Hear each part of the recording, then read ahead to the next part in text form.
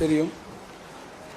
திராவிட முன்னேற்ற கழகத்துடைய ஆட்சி 2021ஆம் ஆண்டு அமைகின்ற போது எத்தகைய ஒரு நெருக்கடியான சூழ்நிலையில் ஆட்சி பொறுப்பினை ஏற்றோம் என்பதை நீங்கள் அறிவீர்கள். அதற்கு முன்பு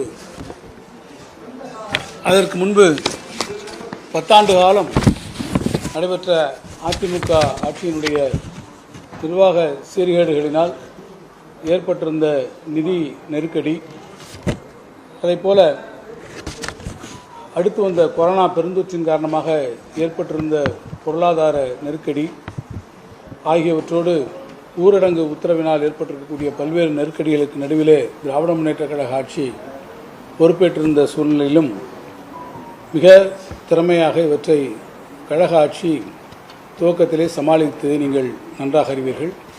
குறிப்பாக கொரோனா பெருந்தொற்று காலத்திலே 4000 ரூபாய் குடும்ப அட்டைதாரர்களுக்கு வழங்கக்கூடிய திட்டத்தையும் அதை 2 தவணையாக நாம் வழங்கியிருக்கிறோம். கட்டணமில்லாத பேருந்துகளை மகளிருக்காக இந்த ஆட்சி வழங்கியிருக்கிறது.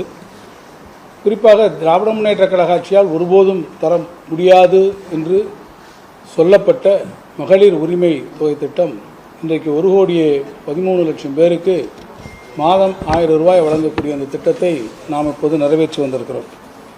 இதற்கு நடுவிலே தமிழ்நாடு 2 மிகப்பெரிய பேரிடர்களை சென்னை மாநகரத்திலும் தென் மாவட்டங்களிலும் சந்தித்திருக்கிறது.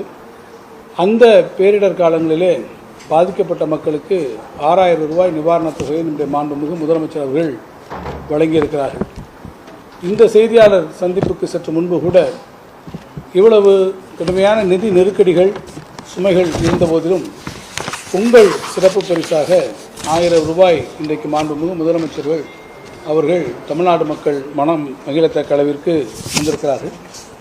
இதெல்லாம் ஒருபுறம் தமிழ்நாடு அரசு மிக சிறப்பாக கையாண்டு மக்களுக்கு தேவையான உதவிகளை தொடர்ந்து இத்தகைய நல்ல உள்ளத்தோடு மாண்புமிகு முதலமைச்சர்கள் செய்து கொண்டிருக்கிறார்கள்.